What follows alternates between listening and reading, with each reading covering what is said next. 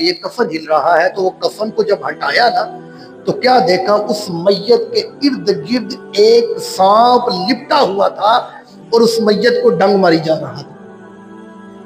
ابھی جنازہ شروع ہی نہیں ہوا، صحابہ کرام نے کہا سوٹیاں لے آؤ، ڈنڈے اکٹھے کر لیے، اس سانپ کو مارنے لگے تو وہ سانپ بول اٹھا، کہنے لگا مجھے مت مارنا، مجھے بالکل نہ مارنا، کیونکہ مجھے خدا کا حکم ہوا ہے اس کو قیامت تک ایسے ڈستے رہنا ہے۔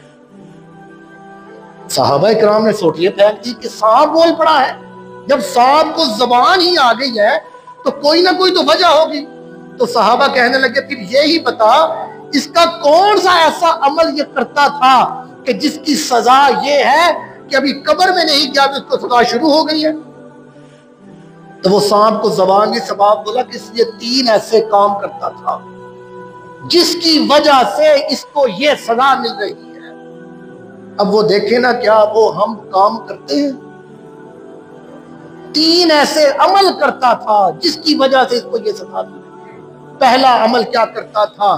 وہ یہ کرتا تھا کہ اذان ہوتی تھی تو گھر میں بیٹھا رہتا تھا، بازاروں میں بیٹھا رہتا تھا، گپے لگاتا رہتا تھا، لیکن نماز کی طرف آتا ہی نہیں تھا۔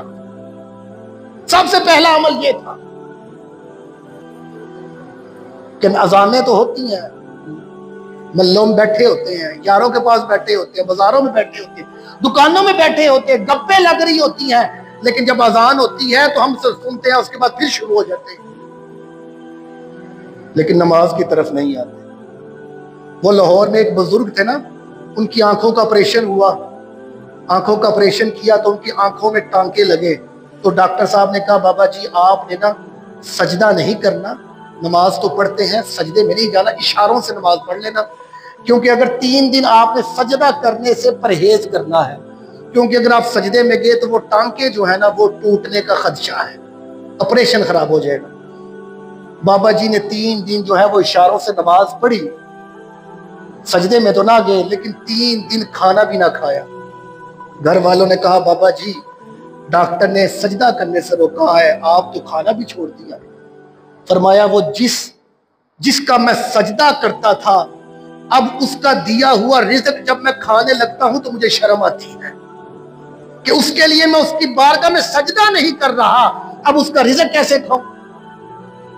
صحابہ اکرام فرماتے ہیں وہ سانپ بولا کہ پہلا اس کا عمل یہ تھا، اذان ہوتی تھی نماز نہیں پڑھتا تھا۔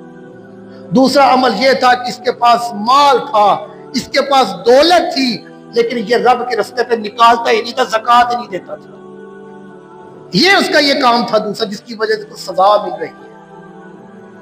اور فرمایا تیسرا عمل یہ تھا کہ یہ دنیا کی محفلوں کو پسند کرتا تھا، جہاں پر گانا وغیرہ ہوتا تھا یا کوئی ایسی گپے شپے ہوتی تھی، ان محفلوں کو پسند کرتا تھا، جہاں اللہ والوں کی محفلیں ہوتی تھی، علماء کی محفلوں ہوتی تھی، ان میں نہیں بیٹھتا تھا۔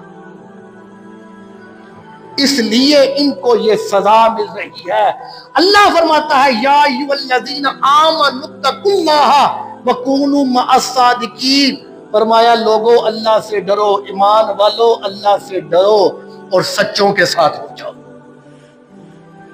یاریاں تو بڑی بڑی لگتی ہیں، یاریاں تو ہم بڑی بڑی جگہ پر لگا لیتے ہیں، بڑے بڑے مقام پر لگا لیتے ہیں، لیکن وہ یاری، وہ دوستی جو اللہ کے ساتھ اور اللہ والوں کے ساتھ لگ جائے نا، وہ دنیا میں بھی کامیابی، آخرت میں بھی کامیابی۔